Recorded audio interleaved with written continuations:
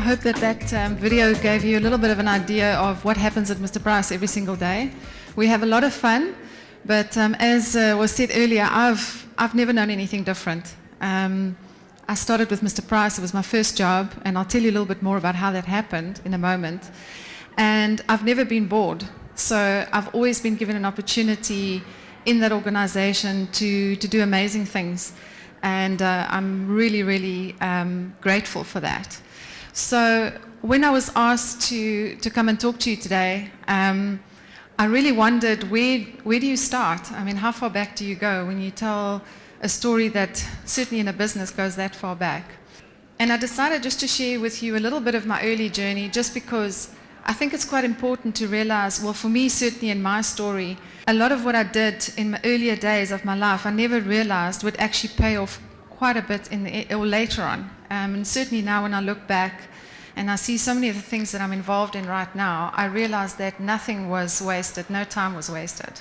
I'm able to pull from a lot of things. So I'm a born and bred South African, grew up in the Free State. My parents were from a farming community, and I went to an agricultural high school. Now, you would find this bizarre if you had to just meet me and learn about the space that I'm in, because for many, many years, I used none of that.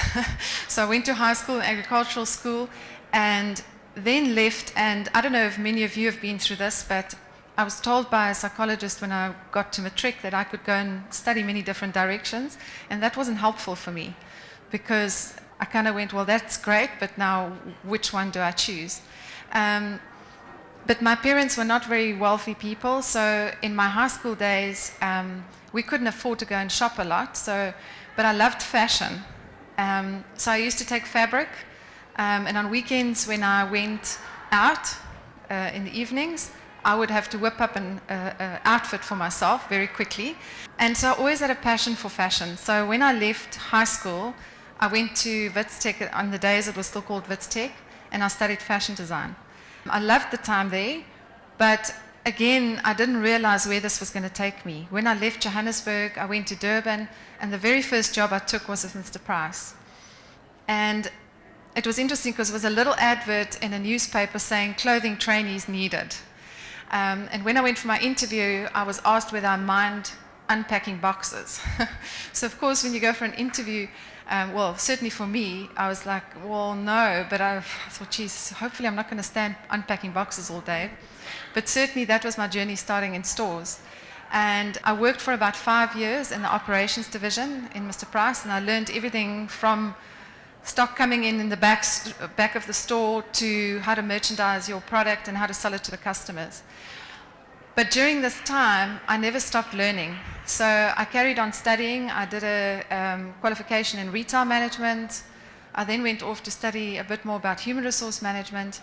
But from my days in store, I then moved into head office, and that's where my fashion design came into quite a help. I then went into the product side, started in the product division, learning a bit there, and eventually moved into the human resource department, where I really started learning a lot about people and how to work with people.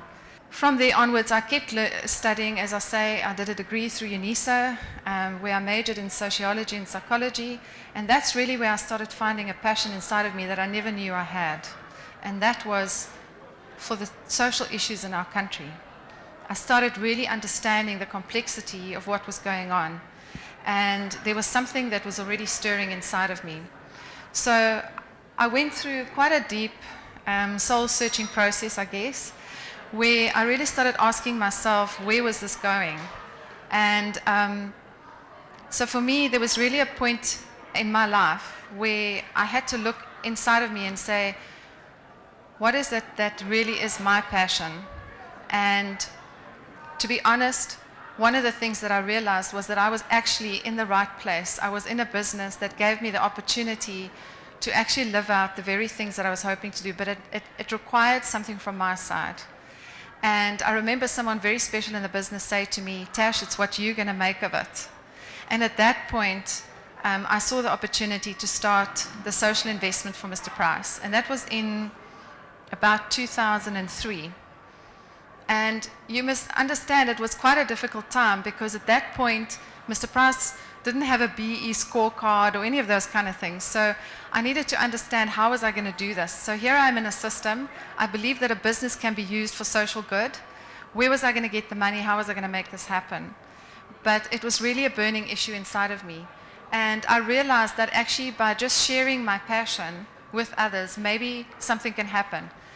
And it was around about 2005 that I got the opportunity to present to the main board of Mr. Price Group. And I proposed to them that they take 1% of their after-tax profit, which was already at the time quite a few million rand that I was asking for, and to put it into social investment. Well, you've seen the two people in the video, Laurie and Stuart, the two that was walking down on the side of the pier. They really had a heart for this country, and they still do. And fortunately, they said, that's fine, we can do it. But one of the things that we really felt we had to do was to set up a separate entity. Because when we look at what corporate South Africa is doing, many a times the social investment money sits either within a marketing department or sits in an HR department, and it then has to follow the rules of what those departments are meant to do. And you actually needed, we knew, we needed to actually move it out and give it autonomy, to be able to hold it accountable for the developmental purpose for what it was created for. So if we're spending money, let's spend it in the right way. Let's not influence it with business agendas. Let's make sure that we keep a social agenda. So that's one of the reasons why the MRP Foundation was established in 2005. And since then, the business has committed 1% of its after-tax profit to the foundation. So then when I had the money, I had to figure out a plan. And this was not an easy task, I must be honest, because realizing how complex the challenges in South Africa actually is. And I'm sure many of you have been thinking about that for the last couple of weeks. Where do you start?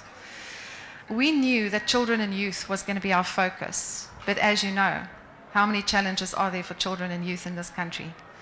So, and one of the things that we didn't want to do was create dependency, because that's the easiest thing we can do. We can take money, we can donate to organizations, but are we not perpetuating the same cycle? So that was the questions we were asking ourselves. How do we take this money and make sure, they say, teach a man how to fish, but that was really the true thing. It was how do we make sure that we don't create others to be dependent on our money? And also, how do we make sure that this organization that we've just established actually sustains itself? And that's really why social enterprises, I think, is becoming such an important thing, not only in South Africa, but in the world, because we need to start looking beyond grant funding. And so we had to put a strategy in place, and we did that. And I'm not going to go into the detail of what the MRP Foundation does, because I think you can look at our website and you'll get a lot more information there than I can even share in the time that I'm standing here. But we were able to start unlocking things. And the one thing that we realized was, whilst you can create innovative programs to actually work on the ground, oh, we've got a friend here, you need to think systemically as well. So for us, it was about two things. It was about how do we bring in social innovation, but at the same time work at a systemic level, because we can only unlock big things when we work systemically. And I think this is one of the key things for me that this video really shows. Firstly, the passion that we have for this country and for the people of this country, and particularly for children and youth, but also the importance of partnerships. And this is the one thing that I certainly have learned in my journey in working with Mr. Price, is the power of partnerships. So in my journey with the foundation, and now currently my role is actually to take care of the foundation, so I still look after the MRP Foundation, which is currently a 35 million rand strong organization, by the way. We also receive government funding. But my role now is sustainability for the whole group. A couple of years ago, I realized that I needed to learn more from others. So I went to the Sustainability Institute in Stellenbosch, and I spent about 4 years doing a part-time honors and master's degree at the Institute. And I must say it really challenged my worldviews about what I believed in life and about how things are made up, and particularly challenged me about the fact that I was working in business and I was working in a capitalist system. And how do you build sustainability and at the same time you're working in a business which when you think academically or you think about that whole system, actually is part of the problem, if you think about it. So we're all part of the problem. But how do we do things differently? So that was really a challenge I was faced with. And I was 6 months into my studies when I was appointed into this role. So I guess the business was saying, you can be critical and you can be academic, but here's your chance to turn it around. So then I was faced with a different challenge. How do we then start looking at turning those cogs? And so for us, one of the things we realized was, I mean, if we look at consumerism, it's a problem for retail, but it's a problem for every single one of us, because we're all part of that. We all go and shop, and we all buy things. And for us, it was about how do we start at the starting point? And that's where sustainable design for us is so important. Because if we can start thinking about things differently, so you hear people talk about sustainability and that it's a journey, and yes, it is. But how do we, if we every day just make decisions that are slightly different, we can start shifting a system. And that's really what it's about for us. Let's start at design. Let's look at how we can design things differently, ask the questions about what goes into our products, what makes up those products, and how can we do it differently. And then look at the whole value chain and see how we can turn that around. So that's really the work that I'm involved in now. And I think that's where partnerships are so important, is how do we take hands with civil society? How do we take hands with government? How do we take hands with other businesses? So we work with other retailers in many of the work, of the elements that we're involved in. Because we can't be precious about this thing. We actually need to say, how does business take hands together as well? And we've now learned to start working throughout the value chain. So we work, I said to you earlier, I went to an agricultural high school and I didn't realize until now how important it was for me to go there. Nothing is wasted. Because today I work with cotton farmers, I work with Cotton South Africa.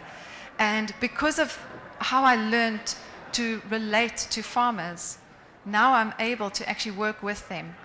And I must say that it's so exciting to see the things that are happening in this country.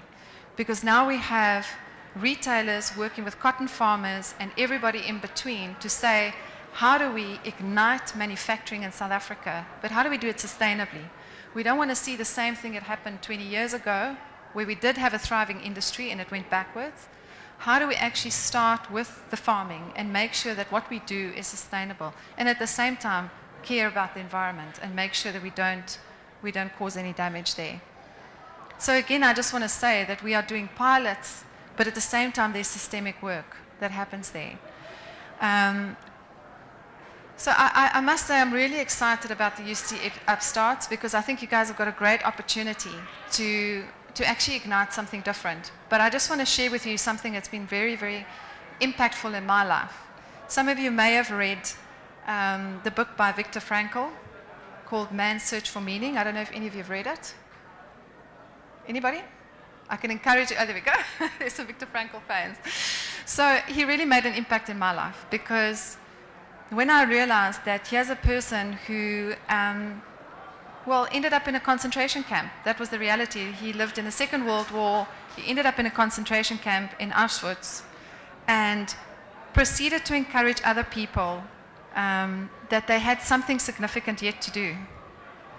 And many of those people believed it. They believed that they had something significant yet to do, and they went on to do that. They survived the concentration camp. So did Viktor Frankl. And he ended up writing this book, which I think he sold over 12 million copies of, and inspired many people around the world because really of that one thing, and that is that they believed that they had something significant yet to do. And that was really for me. I'm working in an organization where I had a burning issue that I felt that I needed to work on, and that was my sense of purpose that I found in the business, a space that I've been given to be able to do amazing things in this country and now going beyond into other countries. And I really want to encourage you with this UCT Upstarts, an opportunity that you've got to be able to do the same thing. Find that burning issue, believe that you've got something significant yet to do, and I guess make it happen. Thank you. I don't know if any of you have any questions. So you mentioned how you didn't just want to give them money, you wanted to teach them how to fish. So how did you actually do that? So one of the first things we said was, if we don't want to create dependency, we have to start with an exit strategy, which many of our partners felt it was quite harsh. How do you start by saying you're actually not going to be here for long? Because most of your civil society organization, you'll imagine, wants committed business funding all the time. So we started with an exit strategy, and we said, if we start anything, how do we work ourselves out of it? And that's really how we started everything. So I'll give you an example. We started working with schools, public schools in South Africa. And one of the things that worried us quite a bit was the fact that physical education was not taking place in public schools. Children in most of our public schools do not do physical education, even though it's part of the curriculum. And so we started a program, Innovation, to see how we can actually turn a school around in making sure that they can do physical education, even though everyone said they didn't have physical education teachers, or they didn't have the skills, or didn't have the tools. So we started showing how you can do that, and working with the department to show them how do you do that in a space of 2 or 3 years so that the school is actually on their own feet and they can do it. And now we have, well, we've got centers of excellence in 8 provinces now with this, and about 6 out of those 8 provinces are now in their sustainability phase, where they're running on their own, where the teachers are doing the lessons. So, and it was only possible because we started out by saying, how would we exit? How do we transfer the skills and make sure that they can be on their own feet? Hi. Hi. I wanted to ask, so you said that the problems we have are so vast. So my group has had a lot of trouble figuring out what problem do we want to tackle, and I don't know, do you have a strategy of what problem we should do? How do we make it specific? Because right now it's too broad. I don't know how to handle that. I guess the challenge always in working in teams is, well, there's a challenge and there's a good thing about it, because as I say, taking hands, you can do a lot more. The challenge is that, especially because I've said to you, look for that burning issue inside of you. And if every single one in the team starts looking for the burning issue, I would imagine you all have ideas of different things that can be done. So that is a challenge. But I have to say that how we did it is we just started zoning in. We just started saying, okay, this is what the issues are. How do we narrow it? And you just force yourself to start narrowing it every single time until you get to a point where you realize, okay, this is maybe the thing. And I guess, I'm sure you're doing a lot of reading about all the challenges in the country. And if you're looking for innovation, look for the gap areas. Because there's been a lot of things done, and we seem to perpetuate a lot of the same stuff. But we're not coming with what are those gap areas that we're missing. So I would encourage you to really, if you've got some broad ideas, start narrowing them with looking with where's the gaps, what are the things that people haven't actually tried yet, but they could work. So try and work on those. We were quite criticized in the beginning when we started with physical education, because everybody else went for maths and science. And we said, well, everybody's working in maths and science. We want to find a gap area. Where is it that no one's working? And that's how we ended up with that. Hi. Hi. I was wondering if you can talk a bit about, coming from the sustainability side, how you are influencing the company when you're working in a retail environment that's so high turnover, short-term fashion. Well, it's a big challenge. I'm not going to lie to you. You realize that you are a change agent in a system all the time. I always say to people that you have to become comfortable with the fact that you're always challenging the status quo, and you can't take things personally, because certainly you can see the culture of our organization. We work well together, but people will challenge you at every step of the way. And so it has been very difficult. When I was appointed in 2012, and if I look back now, over time I've had to use different strategies. In the earlier days, we had to use a lot of space wherever we could to educate, to start showing the business that there was a problem. And then once you put the problem on the table and everyone looks at you and go, okay, now we get that, so now what? Then you have to shift. And we also tried, it's interesting because if you read a lot of literature around sustainability and embedding it into organizations, a lot of times they say, oh, but you've got to just take the risk approach, or you go with what the investors are going to say. And I can tell you that it only works depending on the culture of the organization. So whatever organization you find yourself in, you've got to understand what the culture is and what turns the cogs in that organization. And that's what I've had to find in Mr. Price. And interestingly, I think it came through from the video, for us, the journey really started changing when we actually centered it in the values. When we had the conversation to say, but this is who we are. We're a business that cares. We actually do unto others as you want done unto yourself. We have a passion for this country. So we had to embed it into the values, and suddenly the conversation happened. But I do know in some organizations, it is the risk approach that works. It also, I guess, depends on the industry.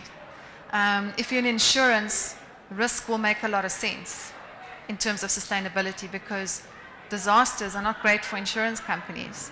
So it just depends on the organization you find yourself in. But it has been quite a journey, and I've had to kind of shift strategies throughout the time. Oh, hi. You had mentioned that your target market is the youth, and you also spoke about social entrepreneurship as a means of sustainability. How do you link the two, and what has been your challenge so far with that? Wow, that's a good question. One of the programs that we have in the foundation is working with unemployed young people. So over the years, we've mainly been helping youth to get work experience to actually enter the formal sector. Probably also because it was easy for us. We knew as a retailer, we have a staff turn of 2,500 people a year, and it's a very easy, accessible job. So if you haven't studied and you've got a matric, you could, with a little bit of work experience, access a job in Mr. Price. But we always knew that this was not the solution to South Africa's unemployment problem, and that entrepreneurship and social innovation and enterprises is really a way for us to start shifting things. And so we're in the early days of that. We're working with another organization called Harambee. I don't know if you guys have heard of them. And we now, interestingly, this is where partnerships are so powerful, because Harambee's got a lot more experience in that space. And we're now saying, how do we stand together and start building something? But just on a personal note, in my experience working with youth, I think we often try and think it's a course that we can put people on. Let's train them how to be entrepreneurs. And I just don't believe that is possible. I think you can learn certain skills, but I think there's a personality that either leans towards it or doesn't. And I think that's where we need to really start asking ourselves questions. How are we not educating children, but how is our school system allowing more natural entrepreneurship to happen? So how do we expose children more to how business operates? But I'm talking about social enterprises, because I really believe that that's the way to go. How do we teach them that so that they're comfortable with that, as opposed to wanting to take them after school and put them through a program and hope they become an entrepreneur? So it is still early days for us, but it is quite a complex challenge, but we're prepared to take it on. Okay, this is like a bit of a weird question, but how do you think you're going to go about measuring like the success of your program? Because I mean, if you're teaching them entrepreneurship and some of them like aren't entrepreneurs, how will you measure it?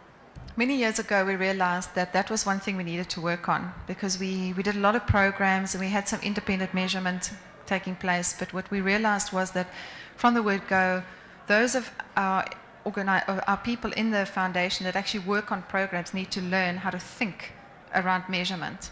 So in the foundation, we've done a lot of work around how do we measure our programs. And so everything we do, whether it's the youth program or the program in schools, we start off with what we call a causal format. So we put together a framework, and we start with what is it we want to achieve and where do we want to get to. And we put all the indicators in place that we have to measure. In terms of entrepreneurs, I must be honest, it's still early days, I think, for us too, because we're still working through that framework. But I think a key thing, one of the things we did as a foundation, as a fundraising initiative, is we started our own coffee range. It's called Foundation Coffee. And we had ideas around how do we get baristas, more baristas in South Africa, to set up their own little independent coffee stands all over, because coffee seems to be such a culture at the moment. And how do we measure that? So those are the things that we are looking at, but we would look at it in a business terms and say, what is the feasibility study? Can you actually make money out of this? Because your investment will be quite significant. So I hope it answers your question. Just in terms of your own personal journey, when you started out, so when you applied for your job at Mr. Price,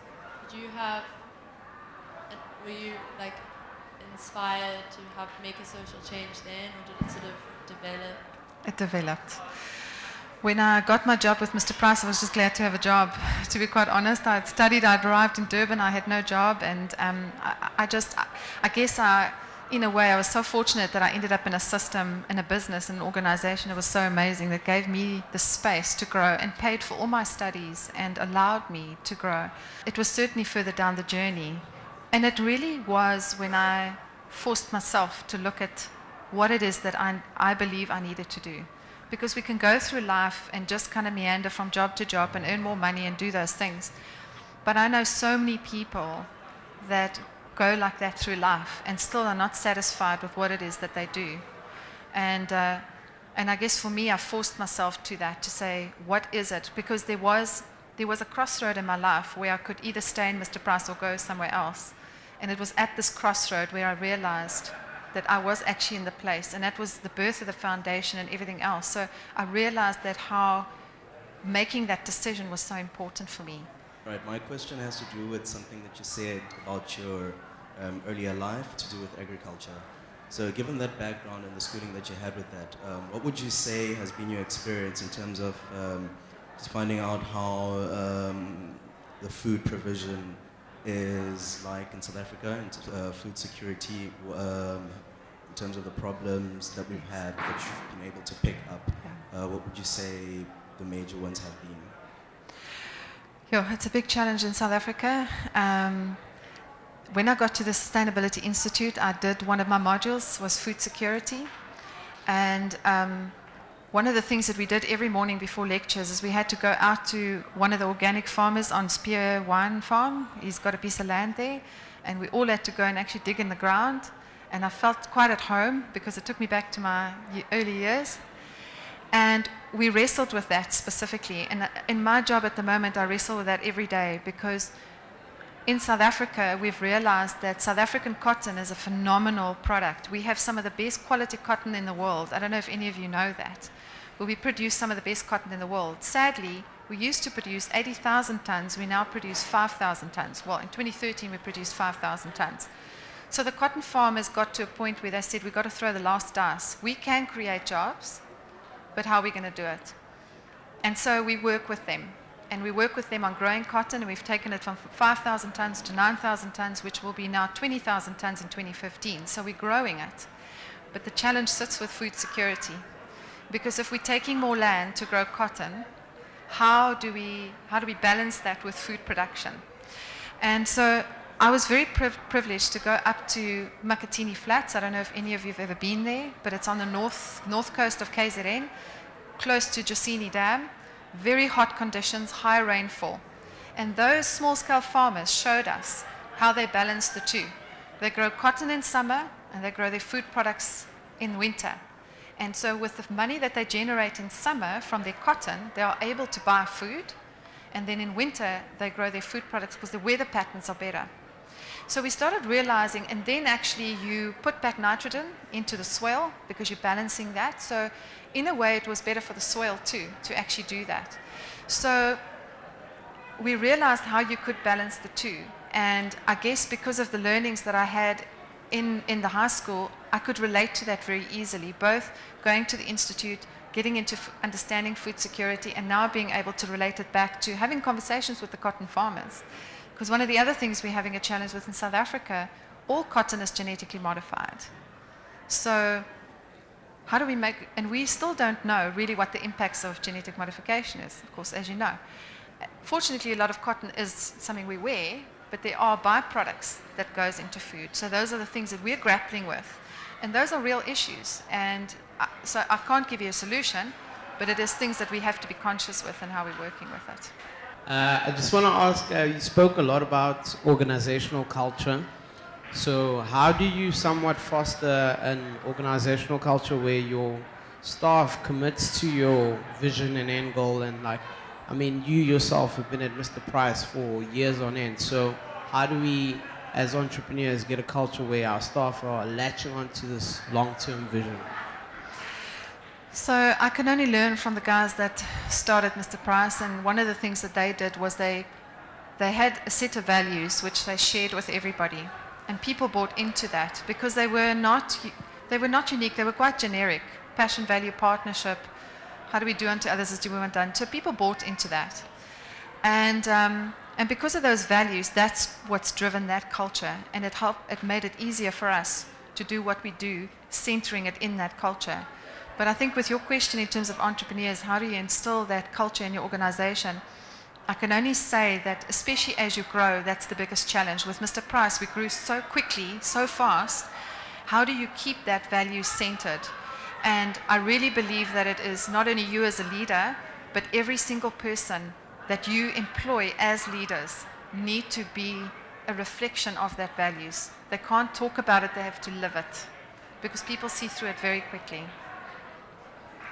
I just wanted to ask, you had talked about how you have learned a lot of things, and one of those things was learned a lot about people. And what's just one main thing you learned about people that really helped you in your journey?